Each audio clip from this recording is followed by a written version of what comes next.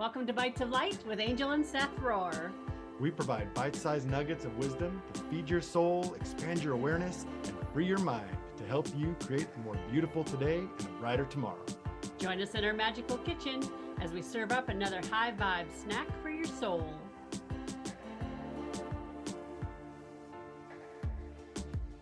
Welcome to another episode of Bites of Light, Snacks for Your Soul. And today we have a beautiful artist that we would love to share with you. Her name is Poonam Mandalia. She is a teacher of shamanism, a Reiki master, yoga teacher, and a visionary artist that she's going to share some of her art with us today. Welcome. Yes, welcome. So lovely to have you here. Thank you. So nice to be here. Honestly, I'm so, when I want grateful, but so excited because I'm feeling you both. And I'm like, whoa. Like, there's so much energy with you both. And just thank you for having me. Yes, well, thank you for reaching out. That is the Jaguar way after all, and when I first found you and started following you on Instagram, which is where I found you, you were called the Jaguar Shaman. And that spoke very deeply to my soul because I have been in, an apprenticeship with the Ruiz family for years and years. And through one of my fellow sisters, I found you. And it's been years that I've been following your work and watching your transition and sending love and energy your way. Yeah, you didn't know that. Oh my God. I didn't. Oh my goodness. You've been watching the Jaguar. She didn't even know. And I'm a black Jaguar too. I didn't even know. So. Yes, that's why I saw you. I saw you. And so it was very, very auspicious that you chose to reach out and, connect through that Jaguar medicine. So when your message came in, I was like, oh, yay, it's time. Oh, I love that. I absolutely Yeah. love it. So you're going through a transition now. Why don't you how did this come up? Because we know in shamanism and in this work we do, shape-shifting is a thing. And when we really choose to do our work and dive deep, sometimes new timelines pop up. And it sounds like you're right in that transition time where you're stepping into a new mission. So tell us about that. Oh God, I'm feeling it now, like in my skin as I'm saying it. But yeah, absolutely. I feel like the last 4 months I've been skipping timelines. I've just been quantum leaping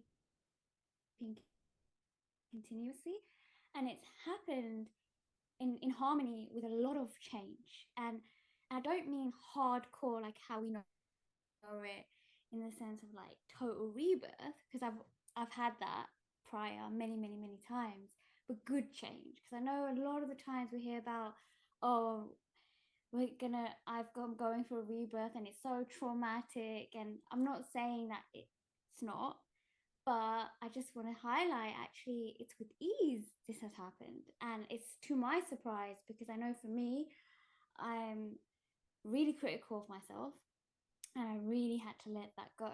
So and in a nutshell, it was actually that narrative that shifted me completely, because I lost all of my inflammation in my body. I started working with my body again. I started moving, I started training, and I was so blocked with my physicality for a long time.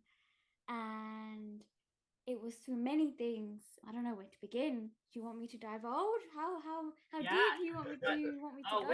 We always dive deep. So whatever you feel comes up, let's hear it. Okay.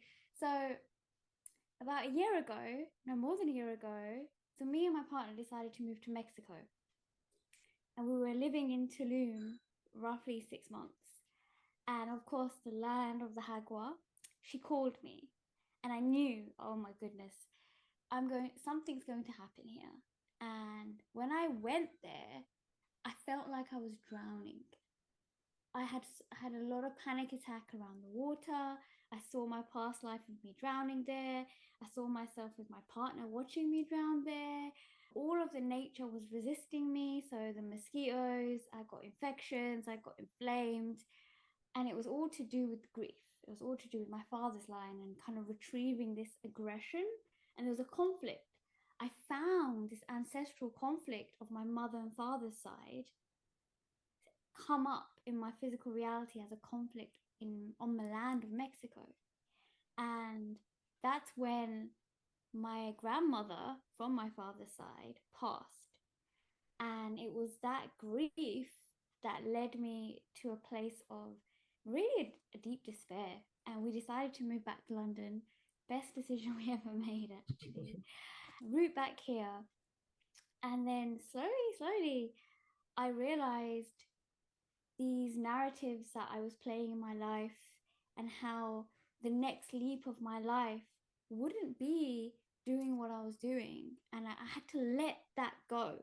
I had to let the healer me go. I had to let the teacher me go. I had to let any light worker version of me, any label go, and come back to what it meant to be me, Puna Mandalia, the daughter of Dinesh and Sarah Mandalia, born in East London as a British Indian, like even those things.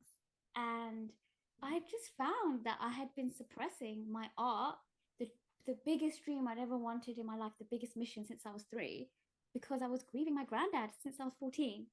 And it all came about when Spirit gave me a reindeer drum for my birthday in January, and I received the drum, and I had felt, I heard the call from Spirit saying, okay, now you're going to start painting the spirit of the deer on canvas. And I share the same birthday as that granddad who I was suppressing my art from because I'm still grieving him. And I drew her, and the moment I finished her, my drum broke, and I hadn't even used her. I'd only used her twice. She was laying in my room flat, and she broke. And even there's a company or a group of beautiful shamans that make the drums, and they were like, how did she break so quickly? Like, we think you are one of the only people who had one of our drums that broke so quickly. And I said, well, I feel like I took her out of the drum, put her on the canvas, and her role was very much this reindeer warrior goddess of really direction and way showing. And she showed me through that canvas, and it began literally all of this time walking, quantum leaping, timeline jumping, releasing inflammation. Everything shifted. My body shifted, my mind shifted. And here I am now looking to rent an art studio. And in August, that's it. It's happening. Like, I am going full whack. And it's not that I don't love the medicine, but it was the call of, hang on, you don't just have one purpose in this life. In this life, you're always co-creating this purpose. And I'm now channeling the deceased through my art. I'm now channeling other people's animal guides through my art. And I can help people through my hands now in how I've always wanted, because I give Reiki and, I do a lot of light language, but this feels so deep to my ancestry. And I guess, sorry, I know I'm going on a lot, but hey, you're interviewing me, so this is great for me. I love it. My family, I'm Indian, and we come from Gujarat, and the caste I come from, we're tailors, and all of my family, pretty much the artistry has come down the family line. And I felt this deep connection to my granddad and his granddad, and how they loved using their hands. And my granddad was ambidextrous, fantastic artist. I'm ambidextrous. So much of my family are just incredible with their hands. And I just went back into that timeline, and I saw how they just couldn't do it because of these blocks and trauma. And my great granddad, he was bought as a slave, and he had to become a tailor, and how all of this passion, like even from my mum's side, because they're tailors too, they had this dream of sharing their art, and none of them did it. None of them. And I just thought, well, now's the time for me to step in and do it. Quite literally just do it. It's beautiful. That is amazing. It's a big journey you've been on. Yeah, I mean, I'm just glad I'm not inflamed anymore. As in, operation in November, and I had got tonsillitis. And my partner was like, "But you hardly ever get ill. I can't believe we're in the hospital and you've got this really bad infection." I'm like, "Yeah, no, it's bad. It's bad." Yeah. Well, and just the reflection back, like going to Mexico and spending that much time there on that land, we know how powerful those places are. One of our homes is Teotihuacan, which is the other pyramids that are farther down. And Yeah. we know that energy when you walk on that, especially when you go with intent. The universe is going to meet you there and give you exactly what you needed. And when we're powerhouses, when we can house this much energy, sometimes the baseball bat's real. Oh, yeah. I mean, I had no idea what I was going to be in for. Honestly, Yeah. it was so red. That's the only way I can describe it. It was just so red, Yeah. We ask for whatever is going to serve our highest good, and then the more personal power that we carry, the more the universe can bring to us, right? The more we're capable of handling, the more it can bring to us. So as we gain our personal power, we continue asking, bring me whatever is best for me, serves my highest good, and it starts coming in these massive ways, right? And then sometimes we go, "Oh, that's not exactly what I asked for," but it can hit in a way that it's not always so kind and gentle. Sometimes the lessons can be challenging, but I love that you said that this transition is not painful and hard, that it's been flowing. It's kind of flowing with ease more now. Absolutely. And I hear you on that one, because that was so big for me in terms of feeling at ease with what's dying around me now, and it's not dying, but it's growing. Mm-hmm. And I think that's the biggest takeaway I'm finding with how I'm now rooted and deeply, I would say, learning the ways of some of my lineage like I wasn't before. And in that transition, in this way of kind of working, because I'm working with herbs in a different way now. I'm working with the trees in a different way now. I'm working with the animals in a different way now. I'm working with the deceased a whole load more.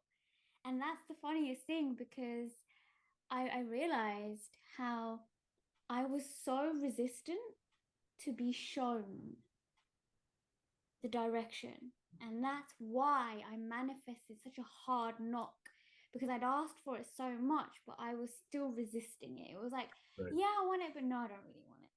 Right. So it was like a piece of humble pie, right? It was like, okay, come on, ego, I see you. Like, are we gonna do the same dance, or are we gonna actually become friends again? Yeah. And I think that is a perfect. Are we going to dance, or are we going to be friends? Because it can be soft and easy and flowing if we surrender. Right. And I think the more work we do and the more we feel safe to surrender, then we can walk through our transitions with more joy and that surrender piece. In the beginning, that resistance and that warrior fight is there. And speaking from my own experiences, it was hard, but now accepting what is and allowing the surrender, and show me the next step, show me the next step, show me the next step. Like you said, when you ask and then resist, it's still hard. So it is a continual journey, this shamanic path that we choose to walk. Yeah, oh my God, absolutely. And honestly, I kept asking myself, I was like, when did I become so complacent again? Because you think that you're flowing, and this is just some inner monologues that I used to have, and I used to be like, but I was flowing then. And then you realize, no, but were you really flowing? Because you were still resisting in some way. Right. And I guess it's this kind of I know for me anyway, it was a lot of trauma that came up, actual trauma that was stored in my body, and it was through somatic movement and real hard physical training that it's really helped me, I have to say. But it was still that. It was this kind of, we can't get complacent even when we're flowing. And that's just my message to me. Like, that's what I had to learn. It's like, well, it doesn't matter what good you're helping other people if you're still complacent. And if you're still not loving yourself to the same degree, it doesn't matter how much you're shining, you're still going to face that resistance in some way or form. And for me, it came up in so many areas. Oh my God. And at a micro level, which I thought it was, but it was huge when I opened that door. But I guess that's the journey, right? And the Jaguar journey, she's rough, man. She's rough. Oh yeah, that is not for the faint of heart to call in Black Jaguar. She came in. I remember coming back to London, and she was there. She's like, I've been with you since you were in Mexico. I know you were traveling with other Jaguars, but don't forget I'm here right now in front of you. Like, I remember going on walks in London when I first came back, and I would just see the image of the black cat and the jaguar all the time, as in not just visually in 3D realm. I mean, like, see these, and I just thought, okay, this is not a big alarm signal, but it's like, uh-oh, Mama Jaguar is here. She's fierce now because she's showing herself, and she means business. For me, she means so much business when she shows herself like that. And I'm thinking, oh boy, this is gonna be great, but let's start the adventure again, basically. Yeah. Well, I felt her when you reached out. When I got your message, Okay. I'm like, yeah, here she is. I'm curious, how do you feel about the Jaguar? Because for me, I mean, I guess I've been writing about this a lot, and it's how the Jaguar is really teaching us how we can't force ourselves in any capacity, not even in the most simplistic form or the most complex form. And I just laughed because I thought, oh my God, like, this is literally me right now. I'm transitioning because I've been still trying to force, even though I didn't feel like I was forcing. And it's like, when it comes, it's like, well, I have to, it's almost like, can I become more courageous? That's the question, I guess, that's around me at the moment. Yeah, I believe that, well, and not just me, this is ancient. Like, Jaguar medicine is very powerful. It that was the warriors that, the Aztec warriors carried that medicine, and it is all about action. But it's that stillness and that stealthiness of waiting, and that's what cats do. Even not just the Jaguar, but all cats. It's that stalk and pray. It's that stalking and knowing when the green light is there to take action. And our teacher Don Jose talks about, he also carries Jaguar medicine very deeply, and he talks about, in the 3D world, like when you said you were seeing when you were walking in London, he calls it the concrete jungle. That once we inhabit and embody Jaguar medicine, we take that medicine into the concrete jungle, which is the third dimension. Oh, so I'm just feeling that in my root. And yeah, I can really feel that because I feel so much resonance with that in so many ways, not just in the words, but just the whole beingness of it, because it is true. I mean, if I look at myself in this human form, and I think, okay, I've lived in this life for 36 and a half years, but I genuinely, I mean, I lived a very corporate life. I've had many lives in this life already. I was very not Jaguar until I became, or learned. I'm still learning, right? I'm still learning. I'm walking the path of Black Jaguar, and I can see how I'm turning into that mama black jaguar more and more. And it is like that for me, because a lot of my students and my clients ask me like, so what's your life like? And I'm like normal life. At the beginning, when I first started giving, and I was told I'm ready, and I started giving ceremony, it was very much like, oh, can I live in this world in this way and hold this medicine? Yeah. And it was this kind of seesawing of, but how will I appear? Like, is it possible? Can I bridge? And now it just feels so much better, because even though I'm seeing, and I guess I'm now through my art channeling what I see in my day-to-day life, it's so much more fun because now I'm the jaguar who's playing, and I love playing. Yeah. So like for me now, I'm like, because I'm a little person, I'm only 5'2" and a bit. I'm now like the little black jaguar in this 3D world in London, and it's amazing because it's like I'm in the jungle all the time, and I have woods near me, and I love them because there's so many deceased where I'm living in London, in this part in Southeast. It's old. I'm in an old Victorian house. Really, a lot of like old vibe here, and I have woods 5 minutes away from me, and there's so much long grass there at the moment.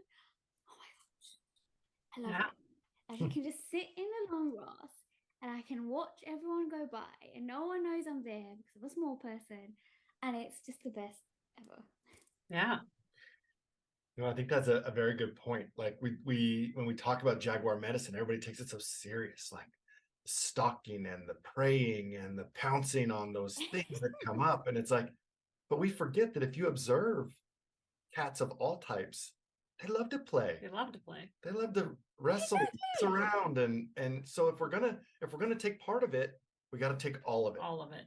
Don't just take the bits and pieces that are work and then make it like that's what it has to be. Like the medicine is the whole animal, not just little bits and pieces. So I love that incorporating that cat-like play into that jaguar medicine is huge. That's something that we've really dived into lately, is especially in shamanism, we get so caught up in the shadow work, In the dark. Yeah. diving into the shadow, dealing with the traumas, digging out the roots, and it starts to turn into a job that has, for what? Like, what am I doing all this work for? And we forget that the fun side is there, the inner child, the play. And we're really starting to shift our focus towards the play side of the work. Like, yes, when the shadows come up, we can't ignore them, but we don't need to walk around day in and day out looking for shadows, looking for the roots that we need to dig They will out. find you. We can have fun and be open and deal with them when they come. Yeah, absolutely. And I think it's so important what you said there, because I think we can become so addicted to the shadow work. Like when we're walking on any spiritual lineage, and we've been doing it for some time, we've been opening, we've been expanding, we've been purifying, we've been shifting, and it's like, well, when are you going to get to the point where you are actually embodying the lightness that you started this journey with? Right. Because I laugh and I think about when I first started opening, I'm going to call it my eye region, I don't know, region. It was like I would see things all the time. I was so clairvoyant, and then it stopped. And it didn't mean like I was still hypersensitive. I was still channeling, seeing, all of that good stuff. But it was more a case of, why did it stop? And then I stopped asking that question. And now I'm so clairvoyant, and it's because I'm playing. Quite literally, it's because I'm having a good time. And I don't know if you're into human design, but one of my dear friends, and I'm going to give her a shout out because I love her. Her name's Annie Turunen, and she did my human design reading, and I just love her. I'm a pure generator, and she's like, Poonam, you're like a spider, and I'm a fixed identity. Basically, it's like I know who I am. It's like the Jaguar walks in, you know she's there, and I don't realize it, but other people do. But it's like you're like this solar beam, or a spider, and she's like, all you need to do is create. Everything else will happen around you. So just keep playing.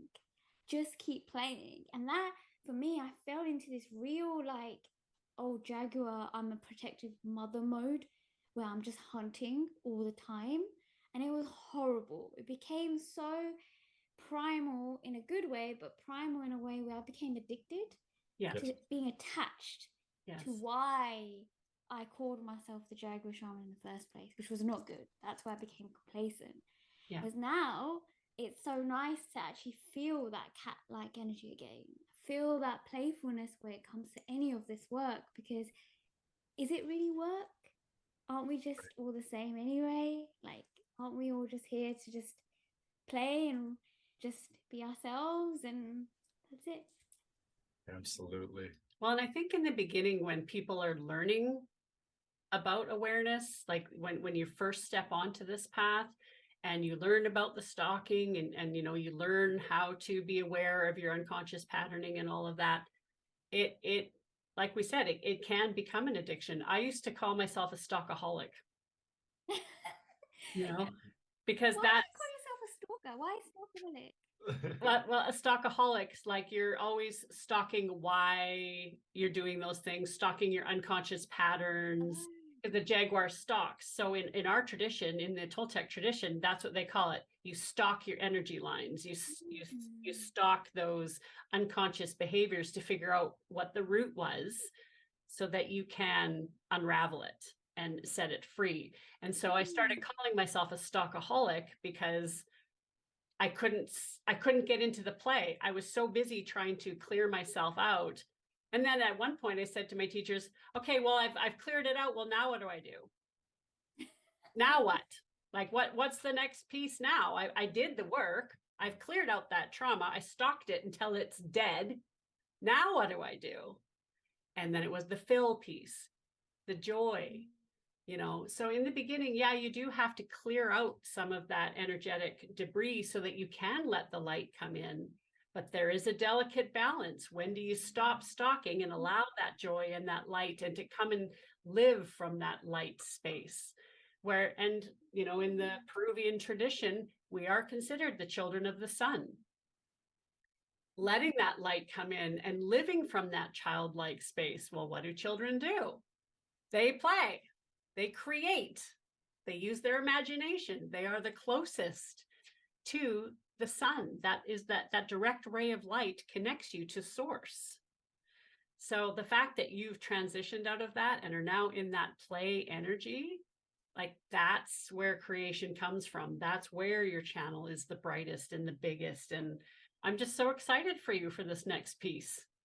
Thank you. And thank you for sharing that, because it opened something to me, because it actually clicked something in place for me a lot. You spoke about the tradition and how they call it stalking. And my family, I'm Gujarati, and we basically, in our culture, in our kind of community, we don't have a word for shamans that are born, because my family, like, I come from a line of, if you want to call it, Gujarati shamans, but through my bloodline. But we call it something called Mataji, and it's instead of stalking, we call it seeing. Okay. So, for example, in our culture, like, for example, when my mom speaks to my aunts and her family, they'll say, "Oh, Punam gets Mataji." So basically, what they're saying is, I get a channel in. I go to an altered state of consciousness, and then they use another term saying, and it's called Joe. And Joe means she sees, or basically sees.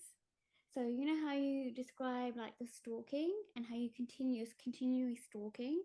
That word means looking, but not looking in the way that we know in English, but it's like stalking and observing all the time. So it's like you become the psychic investigator of everything. Yes. Right. So I really like that because I didn't know that, and thank you for that because it really just clicked into place. I kind of felt the same energy of when you said that. I'm like, oh, that's kind of cool. Yeah. Yeah. And that's why I love doing these podcasts, because translating everybody's language, because we're all doing the same thing. You know, we're all channeling, Yeah, right?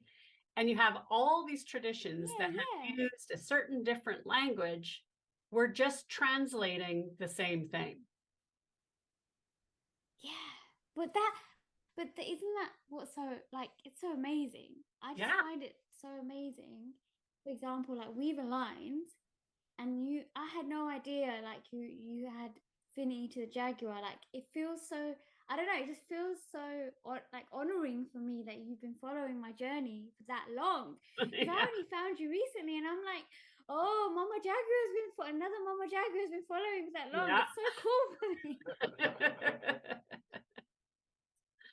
Yeah. It's part of that play. It's fun. It's fun when synchronicities come up. It's fun when you meet people that you align with without having to put any effort in, when it just manifests into your life. That's the joy, the fun, the Yeah. playing. And we don't have to try so hard. Yeah. We can just have fun and enjoy life. Can I ask you a question? Absolutely. Anytime, yeah. I have to ask you, Angel, because of the Jaguar. How are you working with the Jaguar now? As in, like, how do you feel about her in you? You know what I mean when I say in you. Like, how do you Yeah. feel about her now? Yeah. It's Relationship changed. Yeah, it's transitioned. I'm actually writing a book about it right now. So this is kind of cool that I can process a little bit of it. When I first met Jaguar, it was in a dream, and she tried to kill me. She tried to eat me. And I didn't understand. That's the first time that I'd had an encounter with a spirit animal that was vicious. That it wasn't there to help. It was like literally trying to kill me. And so that challenged so many of my agreements. It literally hit me so hard. I was like, okay, well, if that's not real, and if this is how animal medicine works, what else isn't real? What other agreements have I made in the metaphysical realms that now I need to challenge? And so I just went on it. And this was a long time ago, 2017 or 16, I can't remember. And so today, after, working through the Toltec tradition, doing my own work, now Mama Jaguar is my protector. There's a fierce respect. So for me, she helps me hold that respect for myself, respect for others. The word respect just keeps circling in my head, that respecting that powerful energy. So yeah, there is a reverence and respect are the words that come up for me when I think about housing that energy. And I would translate that as that's divine love.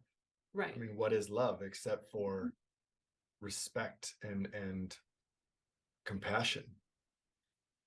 Yeah. And there's fierce. It's fierce as well.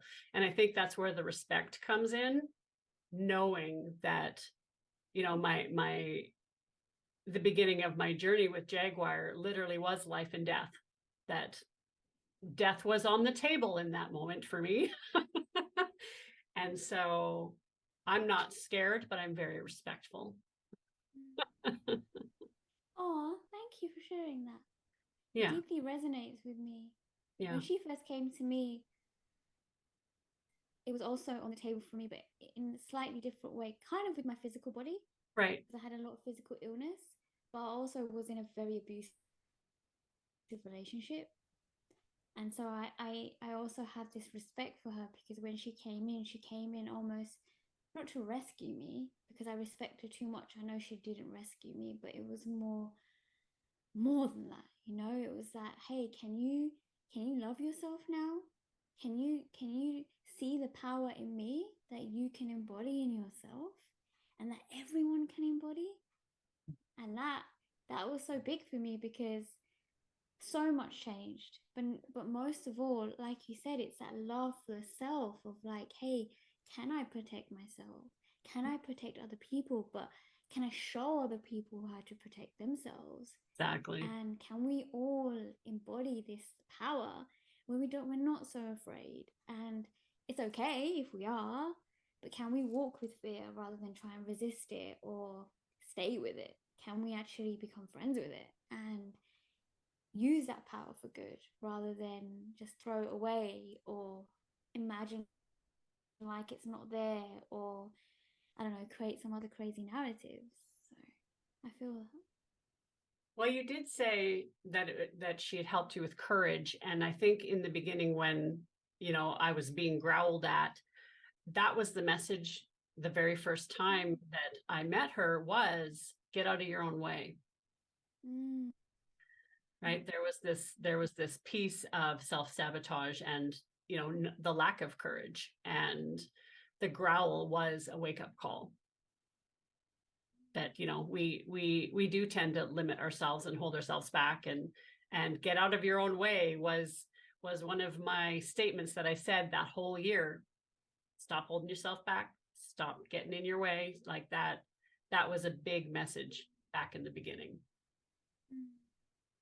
So holding that respect to not allow myself to get in my way.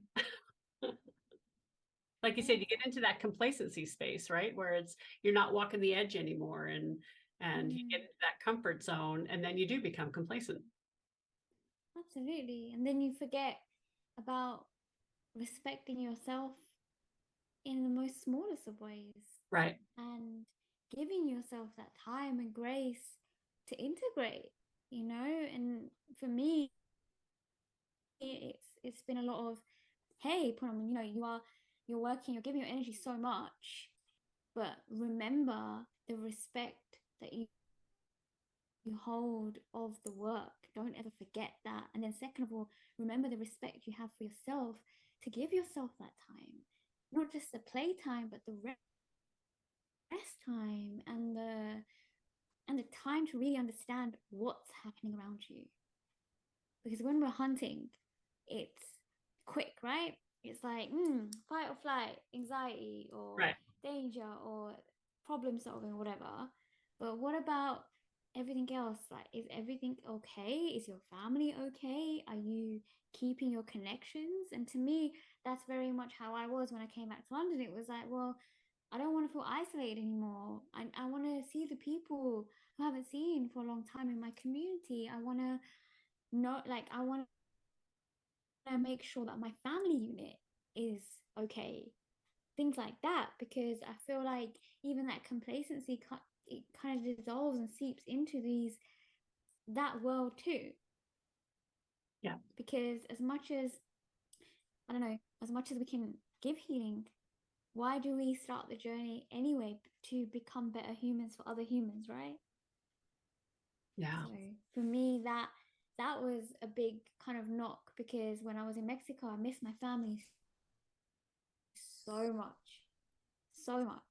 And it was just a big wake up call to understand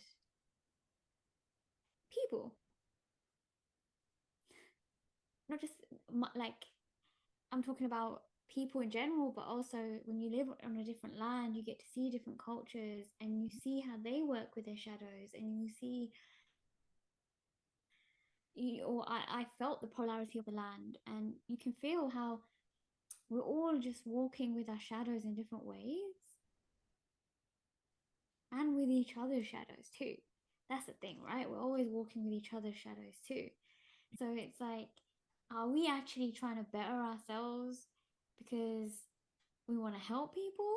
Or are we trying to better ourselves so we can say that we've bettered ourselves? Right. And that is what I saw a lot in Tulum, actually, a lot in Mexico, many faces of Mexico. But I saw that a lot, this illusory kind of aspect of life where it's kind of like we're in this culture at the moment where we have to remember that this work isn't about me, for example, and for anyone listening, and I hope you guys don't mind me saying, because it's deep in me, I just wish to express this, but we don't do this work so that we can come on a podcast and say, hey, I'm doing the work, right? You got We it. do this work so that we can feel so much love from everyone, and so that we can help other people remember and realize that it's there for them too.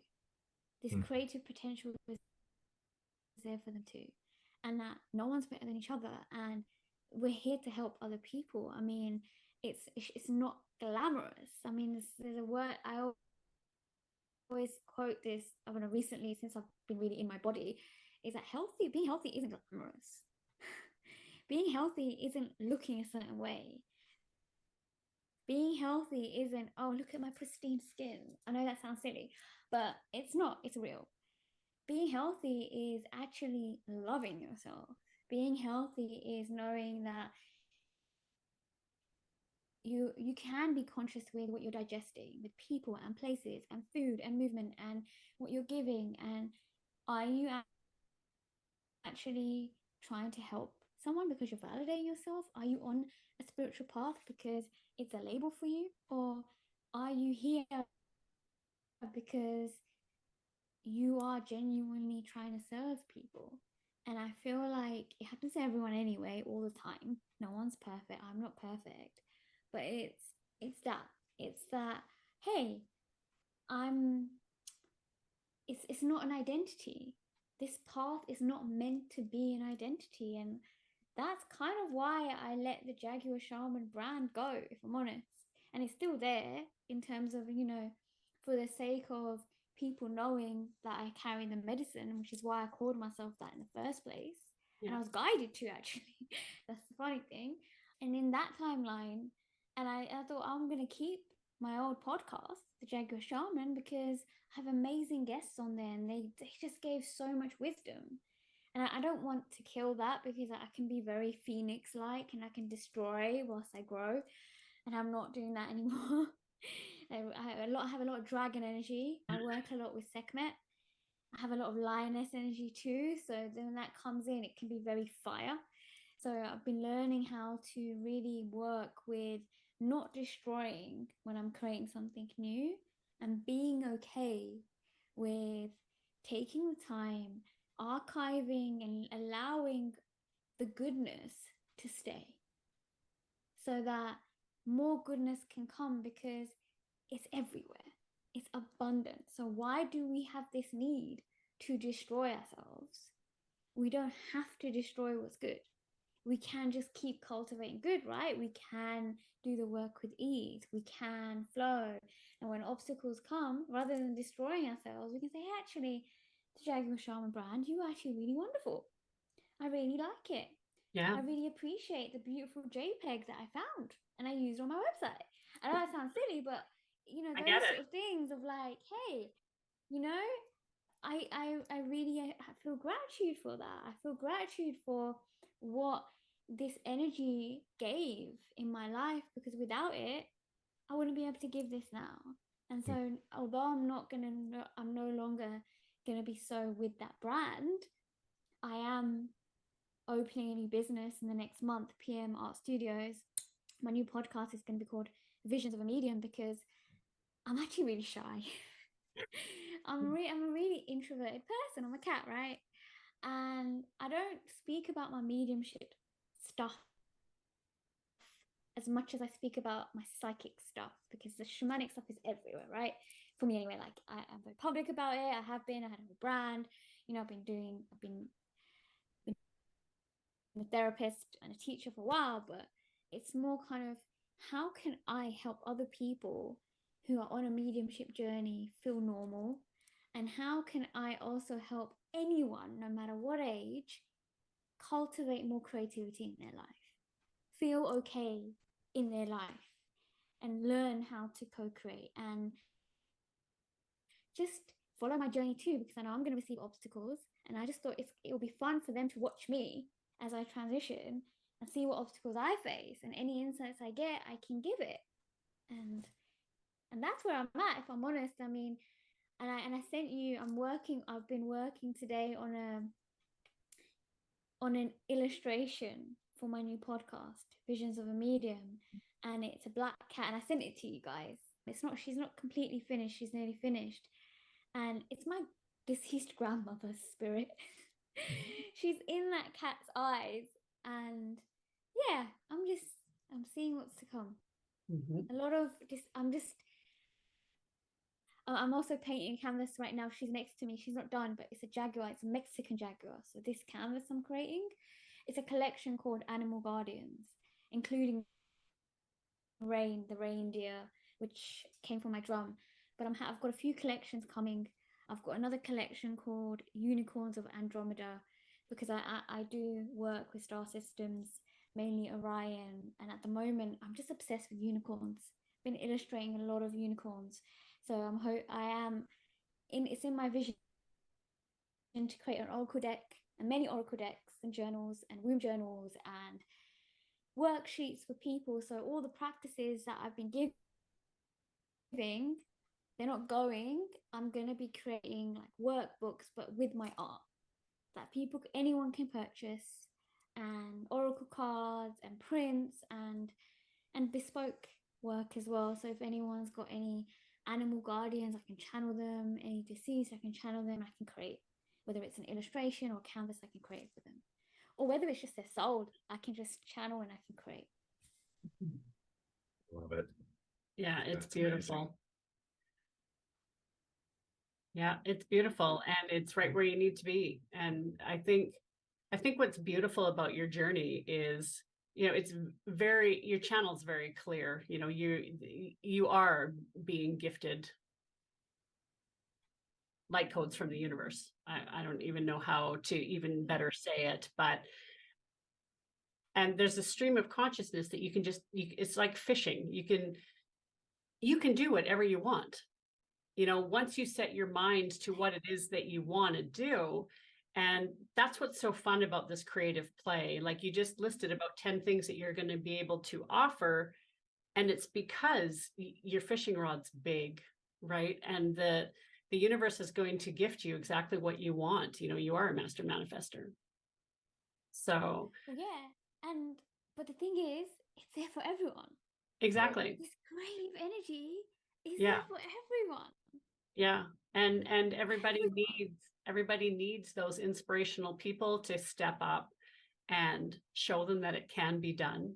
You know, way showers are a thing.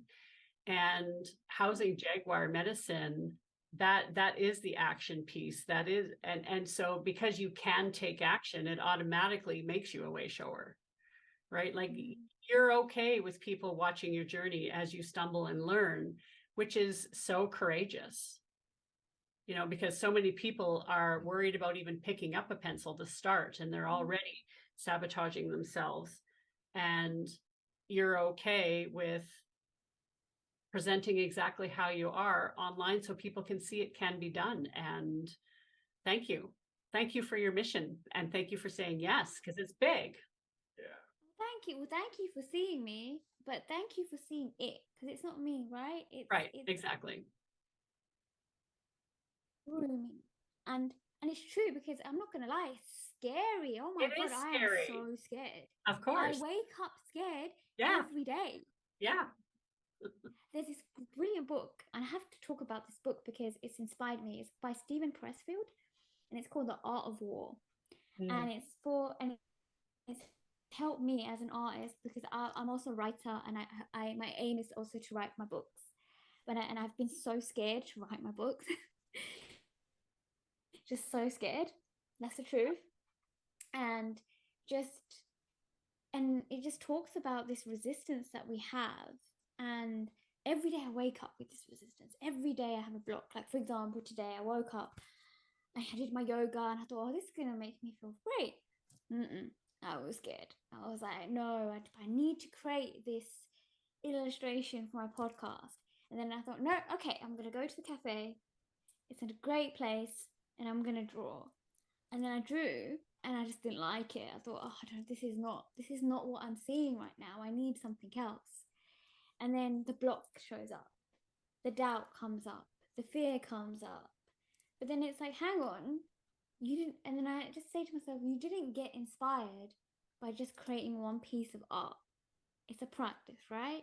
The inspiration comes as you're doing it. So I'm thinking, hang on, I bought these new art tools yesterday. Let me continue experimenting. It's okay. I don't have to make it so hard. I just keep going. And then for the last 2 hours, my grandmother came through, and I've been creating this, and I've sent it to you guys because I wanted mainly just because I wanted to you to reference what I've been creating the last 2 hours. Because I had a feeling I'd speak about it, and I love it. It's perfect. She's not done yet, but oh my goodness, I've been using these watercolor pencils, and I even said this to my partner yesterday. I said, "There's nothing that makes me more aroused than art stationery." Like in a way of like, it bursts so much creativity in me. And he goes, "No, I think Poonam, it's more than me. Like, you are just so excited right now." And it's that play of like, hang on, the play comes because you're not trying to get perfect. And when other people can watch your journey, I think it allows, for me anyway, I want people to watch me. For example, I want people to see me not done up as I am, because that's human, right? I'm not meant to be perfect. And I had this huge paradigm when I first started getting public about 5 years ago. I would get all done up when I was on social media, for example. And there's nothing wrong with that. Nothing wrong with that. But it wasn't good for me. It didn't make me feel good inside. And I've got really sensitive skin anyway. And there's this big change happened in me where I realized actually I stopped relating to people because I was trying to be perfect. You're putting I on a was trying mask. to cater too much. Yeah. Yeah. And that's why for me, I thought, no, hang on, I want to create a podcast where people can see this transit now, because I want other people to see it's possible. I want other artists also to feel inspired, but I want everyone to I want to be able to relate to anyone of all age, because that's something that's deep in me that I feel. It's kind of like, it doesn't matter how old you are, how young you are, you can make a difference in your life. Like, if there's something you really want to do, you can follow your dream. And I just want people to see that, because people in my community who have been following for a long time know that when I came back to London, I started this art page and I was going to draw these goddesses. No, it got deleted after a month. Did not work. And they know that I've been changing so much, and I used to feel so insecure about that. That's the truth. I used to feel like, oh no, are they going to think I'm just flaky? Are they going to think I'm not serious? But then I realized, hang on, no, that's the part of the process. I'm now serious because it's hit, the channel's in, the mission's there. Yeah. So why not let people come into my life and have fun with me, Exactly. laugh with me and see when I make mistakes and see what I'm working on. And I don't know where it's going to go, but it makes it feel less scary for me as well, if I'm honest. It makes me feel more kind of at peace with living with that fear every day, where I can take that next step and feel okay with being scared, because I don't feel like it ever goes. I mean, it can't anyway. Primarily, like biologically, we have that in us. It doesn't. But if I can pass on any form of inspiration, it makes me feel also at home to know that I'm not the only one, being that Jaguar, because all of us are in this life. No, maybe not every day, but all of us face that, right? So I just think, if I've seen so many inspirational people like you guys, right? You're doing so much inspirational work. And I've been watching so many other inspirational people, and Stephen Pressfield, inspirational book. And I just think, how amazing is it that we actually have people doing what we want to do? Just that alone, I'm so grateful for. You know what I mean? Absolutely. Yeah. Yeah. Anyway, I well, can talk for a minute. It has been an honor and a pleasure to hold space and watch you transition over these last couple of years.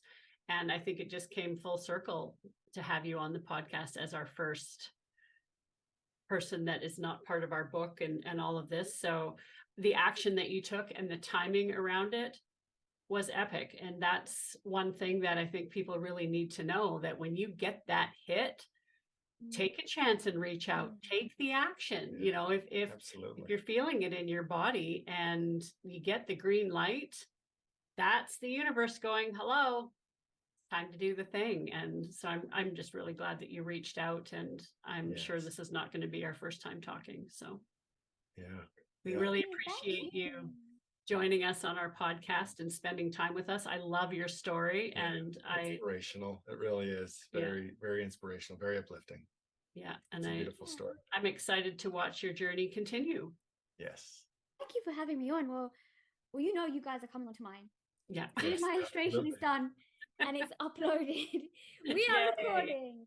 Awesome. Awesome. Because I have a million questions for you guys, a million of them. But just thank you for having me. It's beautiful. It's Yeah, it beautiful was to really- connect. It was our pleasure and our honor to have you. Thank you. Yeah, and we will see you soon. And so much luck and blessings on your new adventure. We will be Yes. watching. Thank All our love. you. All our love. All right. And to the listeners, we'll see you on the next episode.